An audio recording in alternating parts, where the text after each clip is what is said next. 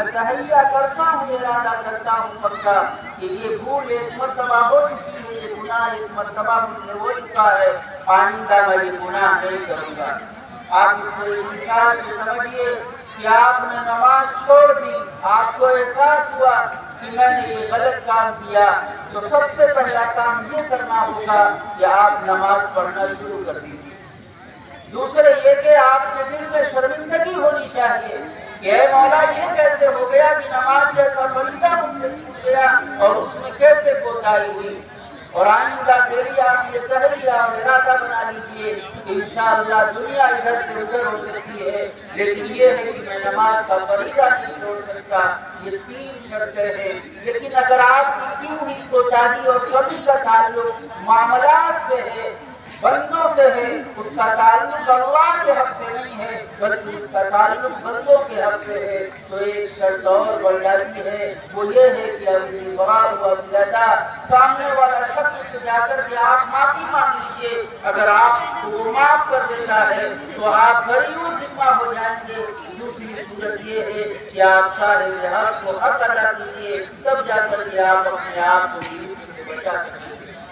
تو پہلے میں شرط 3 ہے، لیکن معاملات میں شرط 4 ہے۔ شرط کا بڑھ جانا یہ بتلاتا ہے کہ اللہ کا حق بھی بہت اہم ہے، لیکن بندے کا حق بھی بہت زیادہ اہم ہے۔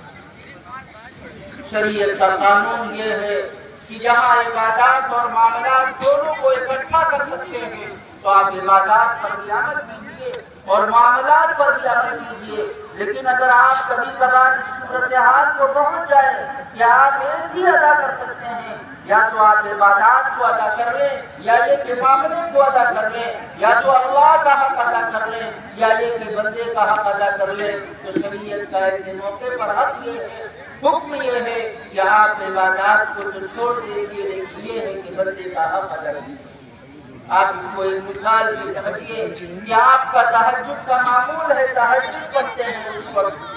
جب رات کا آخری پہر ہوتا ہے، لیکن آپ کے گھر کا کوئی فرد بیمار ہو گیا، سنگین بیمار ہو گیا۔ اب صورتحال یہ ہے کہ آپ یا تو تہجد پڑھ لیجیے، یا یہ کہ اس آدمی کو جلدی سے جتنی جلدی ہو سکے ہاسپٹل پہنچا دیجیے۔ شریعت کا حکم یہ ہے کہ آج تہجد چھوڑ دیجیے، اپنے اس بیمار بھائی کی تیمارداری میں لگیے اور اس کو جلد از جلد ہاسپٹل پہنچائیے۔